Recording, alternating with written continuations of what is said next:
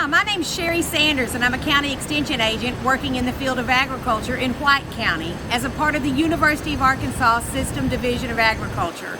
And this is Agriculture. This series is meant to celebrate and empower women working in the field of agriculture in the state of Arkansas. This month's feature is Dr. Casandra Cox. She's an assistant professor here at the University of Arkansas in Fayetteville in ag leadership and ag communication. And this is her story. So I feel very fortunate that I came from a family that had a heritage that was invested in agriculture. I got to live that spirit of my parents supporting other people. We had neighbors who assisted and showed with our horses because they wanted to have a part of that and didn't have the opportunities for themselves. I saw it in the culture and the family setting that was created from our livestock judging team and our horse judging team. When I was in college, I experienced it as part of the meats judging team. We had this camaraderie and this spirit and this sense.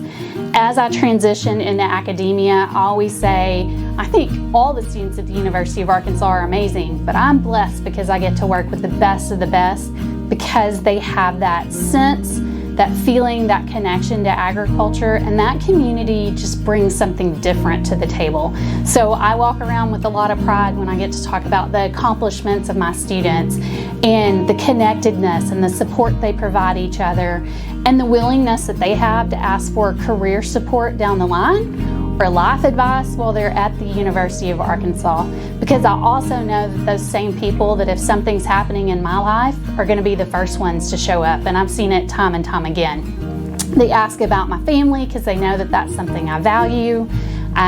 When things have happened, they're the first ones to show up and say, what can we do to help support you? Not just at work, like we can do this activity for you, but do you need us to come do X, Y, Z? You know, I had a grad student once and my husband had an unexplained illness and had to be in the hospital. She showed up with a pot roast so that way I could take care of my family and better support them. I think that's the essence of what that ag community is taking care of each other, providing support, and I think that's the greatest benefit that I see. In terms of challenges, I think we have a long way to go in terms of being open and sharing what we do and realizing that we don't just, because we do it and because we're providing something that's a necessity, we can't just assume that other people don't need to understand that. We need to I think the challenge is to kind of open our door to people who are not in our ag community, introduce them into that fold so we have a succession of people who not only support us,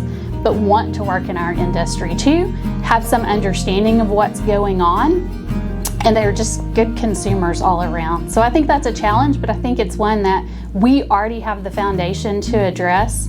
I think we'll do great in the future if we kind of open our ag community to all of those people.